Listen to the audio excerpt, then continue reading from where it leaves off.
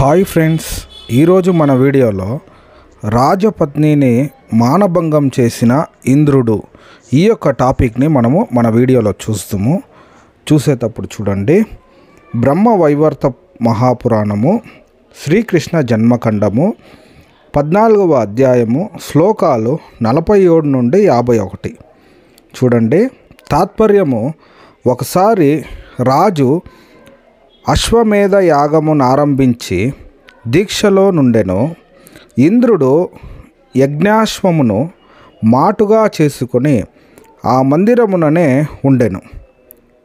పూజాకాలమున చూచిన యజ్ఞాశ్వము చాలా ఎందముగానున్నదని భావించి సుందరియగు రాజపత్ని ఆసక్తితో దానిని చూచుటకై ఒంటరిగా అక్కడికి వెళ్ళెను. ఆ సాధ్విని చూచి ఇంద్రుడు ఆ యశ్వము ప్రక్కనే ప్రత్యక్షమై ఆ సతిని బలాత్కరించెను. ఆమె నివారించుచున్నను ఆగక ఇంద్రుడక్కడ ఆమెతో రమించెను. ఆ తరువాత రాత్రి పగలు తెలియక ఇంద్రుడు అక్కడనే మూర్ఛపోయెను.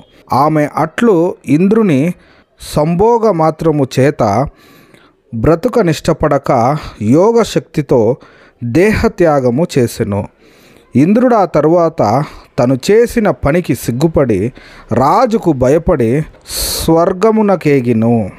చూడండి ప్రియ వీక్షకులారా, హైందవ సహోదరులారా, ఈ యొక్క విషయం గురించి మనం చూసేటప్పుడు చూడండి, వేరే ఒకని భార్యను ఈ రీతిగా బలాత్కరించి చేయడము ఇది ఎంత మాత్రం సరి అయినదని మీరే ఆలోచించండి.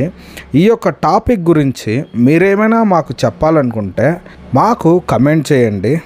ఇటువంటి మరెన్నో వీడియోల కొరకు మా ఛానల్ని సబ్స్క్రైబ్ చేసుకోండి. ఈ ఎక్స్ హిందూ అనే ఛానల్లో పెట్టేటువంటి ప్రతి ఒక్క వీడియోని మీరు చూసి మమ్మల్ని ఆదరించుతున్నందుకు చాలా కృతజ్ఞతలు. ఈ యొక్క వీడియోల్ని మీరు చూసినప్పుడు ఈ రెఫరెన్స్ అన్నీ మీరు నోట్ చేసుకోండి. మిమ్మల్ని ఎవరైనా కానీ ప్రశ్నించేటప్పుడు బైబిల్లో ఇలా ఉంది, బైబిల్లో బూతులు ఉన్నాయని అడిగేటప్పుడు అటువంటి మతోన్మాదులకి మీరు బైబిల్లోని సమాధానం చెప్పి ఈ యొక్క చెప్పబడినటువంటి రెఫరెన్స్లను చూపించి మీ గ్రంథంలో కానీ ఇలా ఉన్నాయే వాటికి మీరు ఏమి సమాధానం చెప్తారని వాళ్ళని కానీ ప్రశ్నించండి. దేవుడు మిమ్మల్ని ఎక్కువగా కాపాడునుగాక. ఆమేన్.